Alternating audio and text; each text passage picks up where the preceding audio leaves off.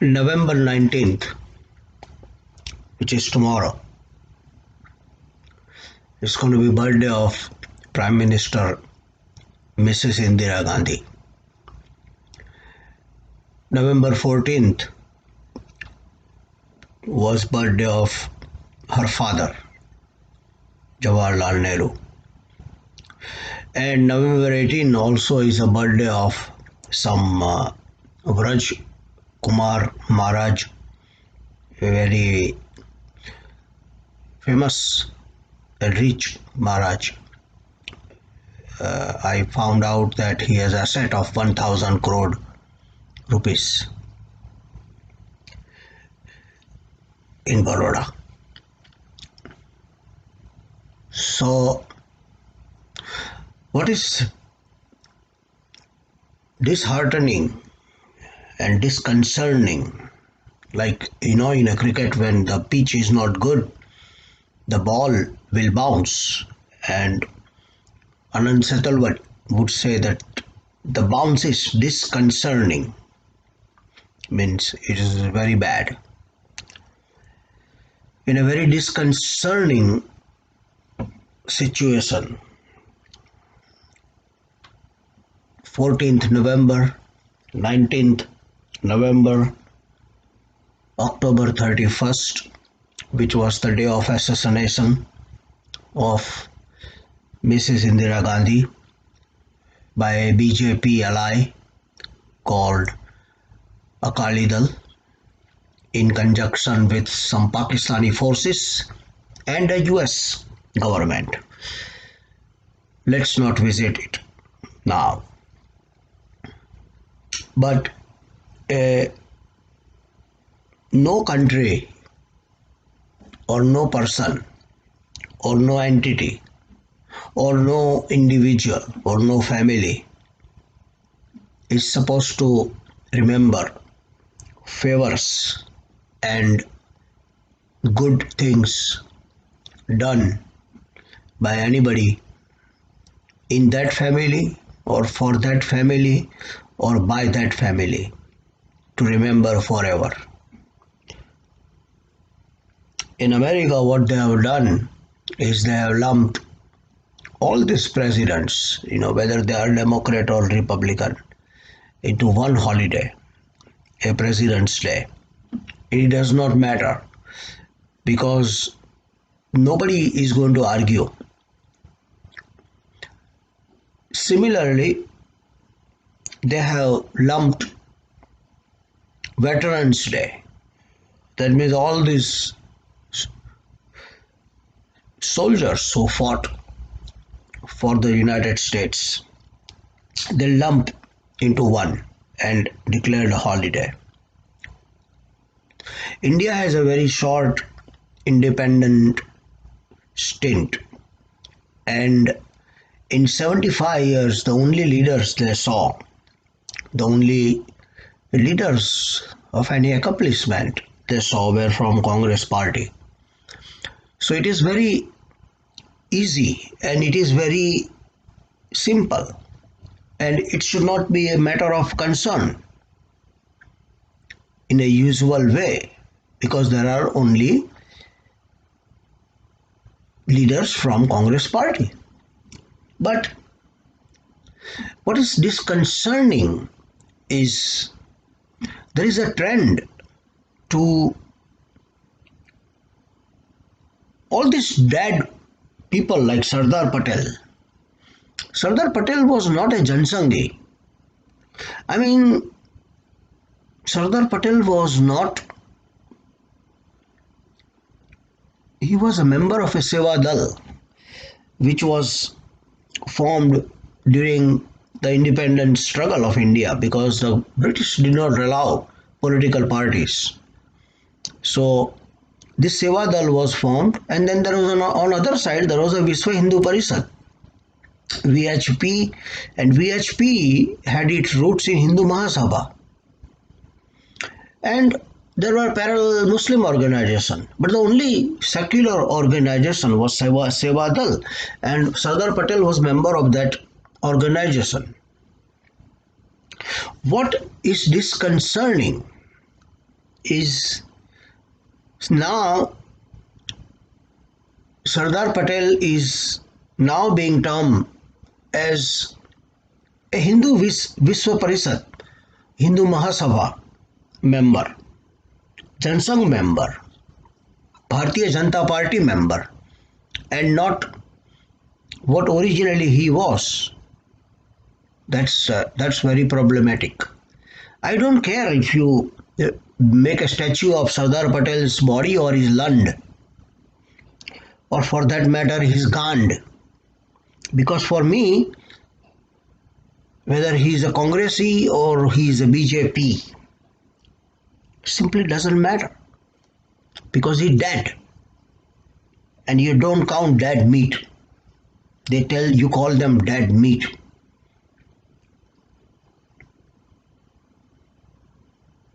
Another problem is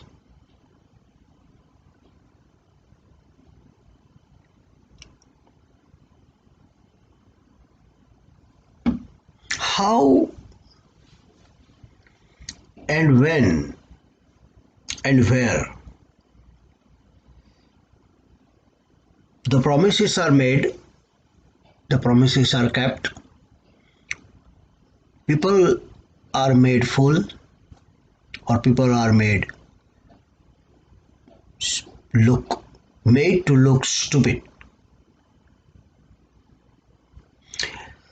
The way the trend, and I'm still in India, the way the trend that I see is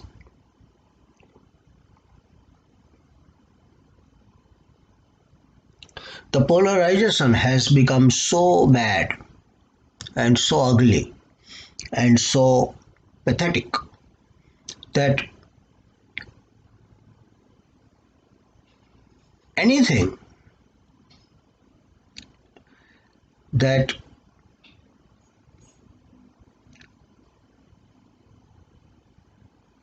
the Faku and his thugs do, his followers see it absolutely right. I'm stunned that Bal Thackeray, for which that animal, I have zero tolerance for him, zero respect for him. This man actually was the only man in India in those days, post Kodra. Pheku had no friend in India at that time. The only friend he had was Bal Thackeray. Bal Thackeray stood with him through the thick and thin. Lal Krishna Advani stood with him through the thick and thin. Jaswant Singh, Jaswant Sinha, all these people stood with him in his worst time when technically he was saved by Ambani's and Adani's money and Congress's greed. Otherwise, he would have been behind the bars. But he is not. He is the Prime Minister now. But one day, after the Animals Party called Shiv Sena decided to part way with the thugs, the Hindu thugs, against the Hindu criminals, the opinion about Bal Thackeray and Uddhav Thackeray and his dynasty going all the way to Aditya Thackeray's sperm and the ovum, the egg of his so Probably, I don't know whether he's married or not. The entire organization, the BJP Hindu organization, turned their gun on him. Shiv Sena has not done that in return. They have not turned their guns on these thugs, but these thugs have done it. And it will be a big miracle if in the end both these criminals decide to join. The bottom line is this: what I'm trying to drive here is the right wing, the extremist, the terrorist Hindu people don't see right from the wrong. Anything that thug does is right. Anything. So tomorrow if thug Amit Shah and thug Narendra Modi have some difference of opinion and they part, Amit Shah will become, they will simply say, go to Pakistan. Amit, go to Pakistan. You are no longer Hindu. Forget about Hindu. You are not no longer even Indian. Your OCI certificate will be taken back. Your PAN card will be taken back. Your Aadhaar card will be taken back. Amit Shah's Aadhaar card, Amit Shah's PIO card, Amit Shah's OCI card, Amit Shah's Jangya will be taken back. And he was sent to Pakistan if he fights with Narendra Modi, the Phaku, the thug. Because there are thugs and there are super thugs. And Phaku is a super thug. You guys think that I am fucking joking? I am asking fucking these two thugs. They fight and let us see if their followers remain Hindu or become terrorists against each other. Another issue that I want to discuss today is climate change and this so-called green energy. Green things, big hawks, and I'm not following Donald Trump. This is my thinking long time back, because I'm even against the Darwin's theory of evolution. Tell me, how Dasrath might be looking. Tell me how Vasudeva might be looking. Krishna's dad. Tell me how Jesus Christ would be in looks. Then you tell me, when Jesus Christ was born, or Vasudeva and Dasrath, their forefathers looked. I'm not even talking about Ram. I'm not, because Ram, Krishna, Jesus, Allah, Chodaniya, all these people supposed to be, when their followers have painted them as very kind and very beautiful and very handsome, but they were all monkeys according to Darwin.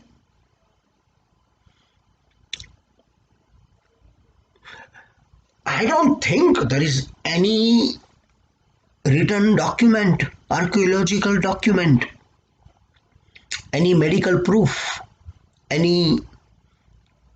it is always a postulate. You know that postulate means something may be right or may be wrong. It is not a fact. Similarly, the climate change and the green energy is the biggest hoax. If you ask Murari Bapu, if you ask any mullah, or if you ask Pope, I just want to go to Pope and ask him, do you think Jesus Christ forefather were monkeys? I just want to go to Murari Bapu and ask him, or Feku, the mother chod, and ask him, do you think your forefathers were monkey? Or Ram Ji ki Kripa, his forefather was monkey? Or Allah Ji, the चुदड़िया, छोटी छोटी लड़की का चुदड़िया, Allah Ji, his forefather were monkey? You're going to fucking generate a riot in the third world and the first world and the second world. The climate change is as controversial as Darwin's theory. Green energy is nothing but the corporate world greed. They want to actually, green energy is the backup plan of the corporate world of America and Europe and Australia, to make sure that if these fucking animals, they call the stockholders, get out of control, how to create another source of income. Because I see that all this stupid and lesbians and homos and all these senators and congressmen and MPs and film stars and cricketers and sportsmen, they all, without looking at the facts, they are following into the footsteps. A blind is leading the world, and where you will end up. This green energy will cost $100 trillion. At end of the day, that $100 trillion will go into somebody's pocket before your Jhata and your Lund and your Gand and your Chut feel safe. Big joke is a flu shot. Flu shot. You fucking take that flu shot and you will be sick in 2 to 3 days. Guaranteed.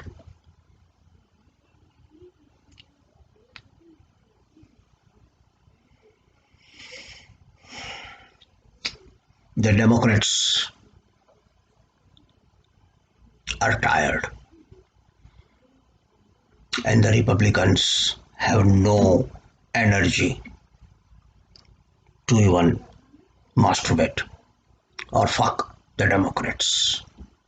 American people, public, dead. Unbelievable that the CNN and MSNBC are tirelessly, non-stop, 24 hours a day, 365 days a year. In the last 6 months, they have nothing else but to talk about is how to impeach, how to win an election which they can never win otherwise. Some news about cricket. I know that Australia had actually offered or asked or or begged the BCCI for a day and night test cricket in the last tour of Australia, and the Indian BCCI was under different ruler, Congress ruler, I think so, and that particular uh, the Cricket Australia banned, because with BCCI you have to bag. You can't come to BCCI and say I want it. If you say you want it, he will simply say that your jangya is under my mortgage. Your jangya is mortgaged to me, the BCCI, and whatever inside your jangya is actually already sold to me. I already own the material inside your gota and your lola, but the jangya also is mortgage. So you don't come to BCCI and ask, you have to bag. And the Australians bagged. And BCCI, I remember, and I know I am correct. The BCCI said that, oh, this is such an important series. We're not going to play day and night test at Adelaide Oval. That's the location that Australia, the beggars in the cricket world, had asked, bagging the BCCI. And Virat Kohli was the captain there then. And BCCI under the Congress government refused. They said that, oh, this is such an important series and we cannot take a chance. Very first test we can lose. Then, under the new rule, the new rulers, Ganguly's father's jangya and Ganguly's father's land also is mortgaged to BJP. So Ganguly has no locus standi. He's just following the fucking orders. And the rest is the history.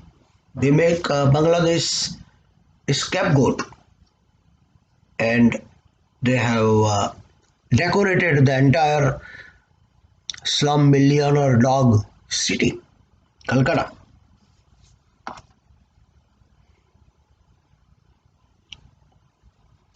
A note of appreciation for Amit Shah, the Home Minister. More and more that I see him and his fingerprints on the events, more and more, and it proves that I am apolitical. I am only looking at good politicians, better politicians, and the best politicians, and the thugs. More and more, I see his way of his operational brilliance and his some respect to democratic value, that he is ready to talk to the press. He actually talked to the reporters and he answered some questions about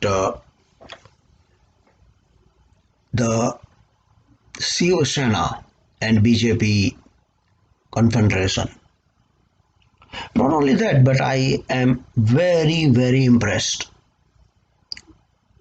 by the way the Article 370, Article 35 removal and the post management of Jammu and Kashmir as a union territory, and still under suspicion Ram ji की supreme court की कृपा decision it's very I have no problem in some autocratic steps. Every democracy has done it.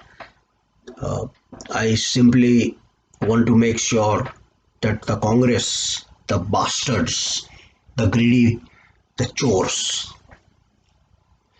remember that if Mrs. Indira Gandhi brought the emergency, it was for the good. She arrested all these criminals and the thugs and the mother chodes, and BJP has done the same thing in Jammu and Kashmir.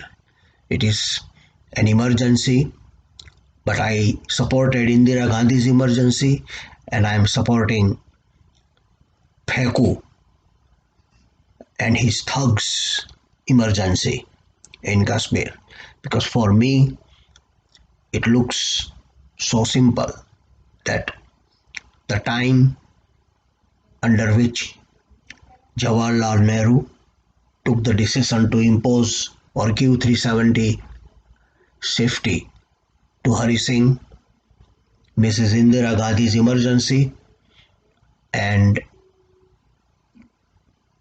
Amit Shah's imposition of these draconian rules in Kashmir, which is nothing less than an emergency, are good for the nation. I compare all the three as same. I have no issue. I'm not worried. It is fine. Nobody so far has objected to imposing of 370, taking away of 370, or putting 400 to 500 opposition leader in Jammu and Kashmir behind the bar, because I think 75 years you need to fix it, and I am not discouraged by any criticism that the United States government or anybody in the fucking world say about India's action, Amit Shah's action, BJP's action in Jammu and Kashmir. I am a very secular man. I don't like differentiating between a Hindu citizen and a Muslim citizen. I love Indian citizen. I respect the unity and integrity, the physical as well as the political, constitutional as well as the rational unity of India. That simply does not matter. I love that nation. And in that sense, Mrs. Indira Gandhi's emergency and BJP's emergency in Kashmir and Jawaharlal Nehru's imposition of Article 370 are all the same level of protecting the nation measures.